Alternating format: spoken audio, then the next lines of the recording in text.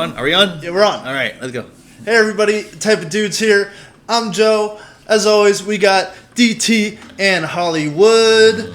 We're back with another 70s video. But we heard the reaction to our 70s commercial reaction. So today we've got 1970s forgotten toys. Do you guys remember anything from the 1970s? Toys? Sure don't. Well, let me think. The Slinky? I don't know. Oh, the Slinky maybe? Did the Rubik's Cube come out during that time? Yeah, possibly. Something like that? I'm not sure when. The timeline could be I off. know they had those science kits for kids that had like a little piece of like uranium or radioactive material in it. For a toy? Yeah. What? Yeah, like actually. That sounds very 70s. Yeah, that sounds very 70s. But all right, let's check out some 70s toys. There is no doubt that the 1970s was a different time. Anyone who looks back at some of the photographs from that decade can quickly see how crazy the clothes, hairstyles, homes, and of course the cars were. But it really was a great decade to experience. Even the toys that we enjoyed were a bit different. In this video, we will have a look back and remember some of those that you may have forgotten about. Long before Grand Theft Auto or even Pole Position, there was the Drive Yourself Crazy game. This analog game provided hours of entertainment, and for many kids, it was their first start in perfecting their driving skills. Would it just kind of like In the 70s, every little kid loved Fisher-Price's Little People. They had many different play sets like the Auto Garage or this one, the Castle. It had doors, windows, ramps, stairs, and so much more for little hands to explore. The original Weebles were an egg-shaped toy that many kids loved. They were incredibly sturdy, and they also had a catchy phrase, "Weebles wobble, but they don't fall down."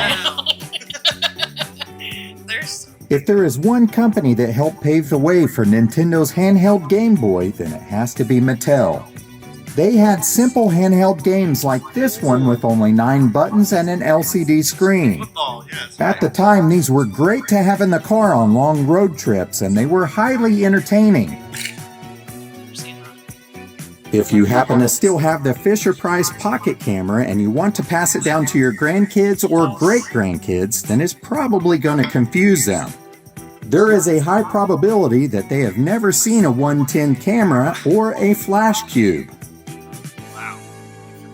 Woolly Willy was a magnetic game that helped young boys experiment with facial hair long before they could even grow any. It had a magnetic wand that would pull the iron shavings over the desired area for different hairy situations. The Quick Shoot turned kids into rootin'-tootin' marble-shootin' sharpshooters. This good old-fashioned fun is a great way to pull kids away from their screen and experience something from the past. The Super Spirograph was a favorite for both girls and boys. This edition contained more spinners than the average spirograph, so you can make even more cool patterns. Chances are kids would love them if they were just exposed to them, and you'll love showing them what you used to do. The Astral Ray gun was a weapon that was powered by friction and shot off sparks when the trigger was pulled. If you were really excited about this toy, then there's a good chance that you wore a fishbowl on your head while running around firing the gun in your yard. This next toy may seem silly to be on here, but I can't help but mention it. Legos. Yes, of course they are still around, but there are zillions of more colors, shapes, sizes, and themes than there were in the 1970s. This particular old box set required you to use some real imagination in your creations. In the 1970s, this would have been our first-person shooter game. It was the next best thing to going to the fair. Tomy had quite a few of these little pocket games on the market. The 70s was all about knitting, and little girls also wanted to get in on the hobby. Mattel came out with a knit magic toy, and soon everyone was receiving knitted gifts at Christmas, birthdays, and special occasions. How cute! I We may not have had our own Google Chromebook as kids in the 70s, but we did have our very own laptop. The Fisher-Price Learning Desk Set was how most of us learned how to spell. Today, this might confuse kids as they try to match the letters instead of typing them. At one time, we were really encouraged to be creative with the types of toys that we had, and the Typewriter was no exception. Kids were happy and content, poking colored pegs into the black paper as the light behind it transformed their creations into colorful works of art.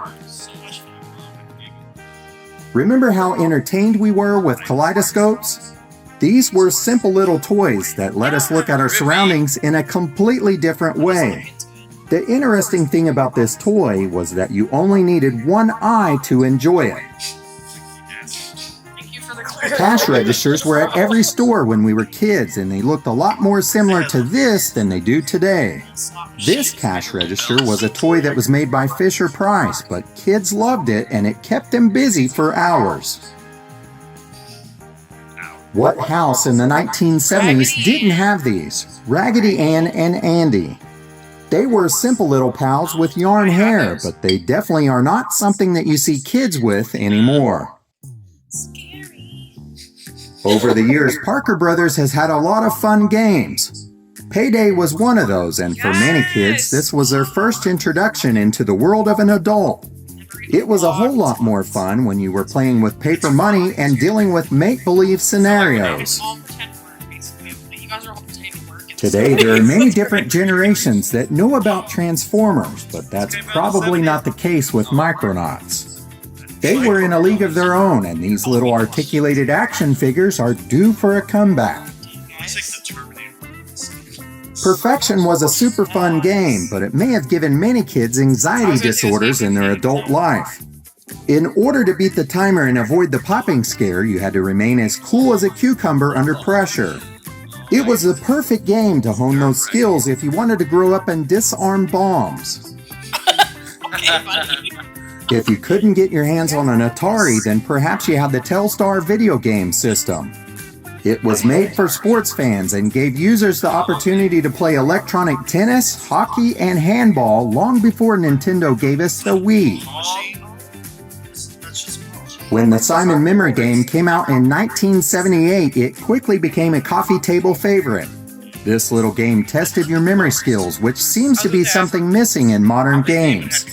If you've ever seen younger drivers pulling up to an intersection with stop signs, then you'll know exactly what I'm talking about.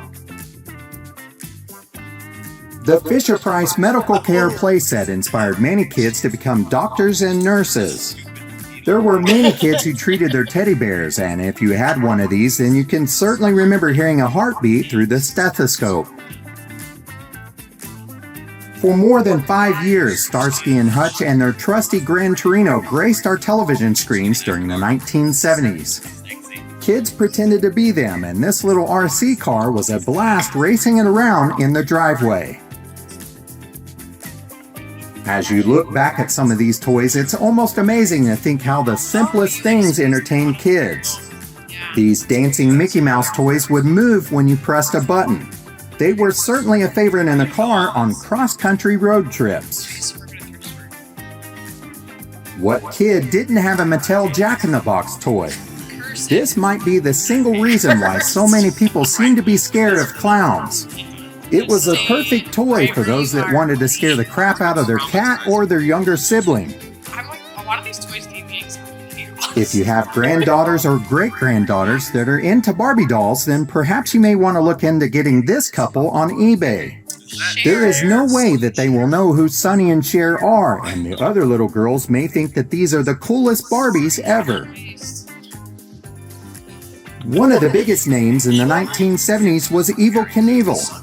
He inspired us to jump our bikes on death-defying ramps out in the streets. But there was also a line of toys that many kids wanted as well. There were action figures, funny cars, and motorcycles, just to name a few. For many people, Evel Knievel toys will represent a childhood when we looked up to a Stunt Man. Way before VCRs and Netflix, we actually had a family game night, and it was a ton of fun. The classic Ants in the Pants game is easy to learn and perfect for little ones. You have to flick them into the pants. This building kit was from Milton Bradley, and it was called the Constructo straws. The set came with a variety of bendy straws and plastic pieces to attach them. It was another way for kids to learn how to think three-dimensional. They were so clever in the 70s. Names on the box. Hungry Hippos was a simple game that came out in 1978. It's just as fun now as it was then. So if you still have one of these, then break it out the next time there's a family get-together and let the games begin. They're still, popular. I love them. Tommy's Tudor typewriter toy was just like the one that Mom and Dad used, and it even made the signature ding sound. This little toy was how many kids first learned how to type. If the weather was bad outside, then it was the perfect time to try your hand at playing Boggle. You never knew how fast time could fly until you tried to find words and anagrams with random letters that it spit out after being shaken. It will definitely boggle your brain. The Bionic Woman board game is a perfect example of what is not around anymore. It was another classic from Parker Brothers that was based off the television show. This game challenged kids to use her methods in order to get things done. There will always be the great debate on which decade was the best. However, if you personally experienced this decade, then this one might be your favorite. If you still have some of these toys, then consider yourself fortunate. Hopefully you've had the opportunity to share them with your younger generations. What were some of your favorite toys in the 1970s? Let us know in the comments below. As always, thank you so much for watching.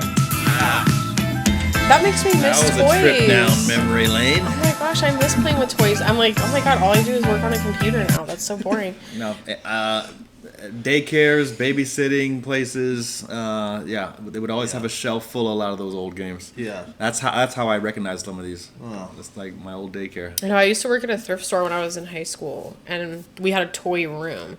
So people would donate. It was a huge thrift store, and I would sort the toys and see. I saw a lot of those. I didn't personally own a lot of those, but I don't recognize I some recognize of those them. like electronic ones. I didn't see. I don't remember those. I think I recognize maybe 3 or 4 things, or maybe 5, out of all those things. But some of those I had no idea what. that what makes they me were want to doing. have game night. We should have game night. We should. I'd love We it. should have 70s game night. In fact, what 70s game would you like to see us sit around the table and play? That's such a good idea. That's the question. Right? What do you think, Good John? question. Good question. I want to play Payday, whatever that was. Yeah. Payday is a fun game. It is a fun game. No, like you said, it reminded me of a lot of the toys were like educational or like pseudo educational. Yeah. They tried to like develop skills. Yeah, they Yeah. were very big on that in the Or 70s. your homemaking abilities, like the Yeah. easy bake oven. I and had the- that. They were super crafty and clever in the 70s. They Yeah. made it seemed like stuff was coming out all the time. I think it was the height of creativity. That's where the Well, I first mean, you had personal to- computer happened. Yeah, you had to. It was a golden age of technology. I guess something was going on in the 70s and even early 80s where Well- creativity was just It was like the first real generation of prosperity, right? We had just come out of the war, the Depression ended, and then now we're building all of these things. All of the weapons manufacturing factories got changed to, Boeing. Now we're building computers. Now we're building electronic parts, and we're making life easier. And then people were prosperous, and now they had the ability to have all these toys, right? Yeah. So But it's they like weren't the first- screens yet. It wasn't Right. tablets, which is even better. Right. So we have, growing up, I had the handheld pinball thing where you like shoot the beads and then they go around, right? It was fun. I remember these non-electronic toys. like I have a theory that because of the heavy drug use in the 60s, the young people coming up, by the time the 70s came, they were just full of these ideas because they were on acid and mushrooms, and they came up with these. I mean, you saw the fashion. It was all drugs based. It was all inspired. And to Joe's point, it is easier to be more creative when you're not in a war or a recession. Like Sure. they were coming into a time of life where there was more time and freedom. But to we've come had up those with a lot of times. this We've had stuff. those times since then, and I don't ever remembering a gigantic explosion of creativity. Well, the and- explosion happened with video games, right? Right. I actually, that's why I say the 80s is my favorite decade. It's almost like clearly in the 70s, technology wasn't really there yet. Yeah. They had these really cheap things, and they were trying to do stuff, but they weren't technologically there Yeah. yet. I feel like the 80s, they were starting, the technology was catching up, and they still had getting the there. creativity of the 60s and 70s. Yeah. Because I'm starting to crap on the 90s, and I feel like it's just a Listen, bunch of The reruns. 90s are The 90s great. were great. Okay. The 90s. I had a Game Boy. in The that. 70s and the 90s were pretty good. But Yeah. I'm curious though, thinking about games, did you guys play games with your friends like outside that had no I'm thinking of every Friday I used to play Capture the Flag in my neighborhood. So we would meet on the corner at 6 every Friday. We had neighborhood games, yeah. yeah, and We we played would stickball with pine cones and yeah. sticks. anything that doesn't require like any type of purchase, you know? Yeah. Those were the days for sure. You ever take sticks and then like be like, oh, that one looks like a gun. Let's play war. We used to run through the trails and the trees and the bushes and the parks, and we would hide the flag and scream around and run. It was so much fun. I think I think this new generation, because first it was video games, but at least your friends had to come over to your house. Yeah. And it was Yeah. a little, somewhat of a social Yeah. thing. Now it's and then the so Game much. Boy happened, people started to get a little more isolated, and then phones happened.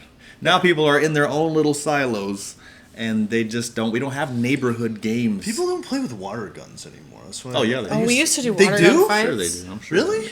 In the summertime? Come Really? on. Yeah, people Okay, we're gonna have a water gun Okay. fight at Green Lake Games. But I just admire the creativity. surprise water I gun admire the enthusiasm. I admire what they were trying to do in the 70s. They were really trying to stimulate young people to really use their imagination. That's what kind of the feel from the 70s. Yeah, let's go back. I like this O.J. Simpson. Wow. I know. I'm like, let's watch more toys, more toys. Is that not O.J.? I he think played that That is. is completely OJ. Oh my gosh. He was, Sorry, on the screen, I know you guys can't see it right now, but on the screen there's a little He was O.J. a- Simpson action OJ figure. Simpson. It's right. part 2. He We was should an- watch it. Right here. He was America's sweetheart. He was. My dad was a huge O.J. fan. Well, we'll probably get to that next time. It's a part 2, so we'll probably get to that. What's Anyway. everyone's favorite toy? If the glove don't From the fit. 70s? Or just in general, if you don't have a favorite. I want to know what their favorite toy Something is. to Yeah. do with like ray guns. I was really big into like toy guns. The sparking gun was a lot of Yeah, fun. I like. I was crazy for the Skip It. What's that? With the thing around the ankle? Yeah, He's- one of it. It's like a Oh! ball and chain, basically. Yeah, it's You a put ball her- and chain. Yeah. I used to Boom, watch girls boom, doing that boom. up and down the sidewalk. Oh man, I was like jump rope, That was skip you? it, rollerblading. Let's go. I remember that. Wow. I think we're starting to reveal know. our age here. All right, All right. that's a wrap. Okay, let's wrap this up. Spilling the beans. Anyway, thanks for watching, y'all. Leave a comment down below. Let us know what you think. Electronic baseball. That looks dumb.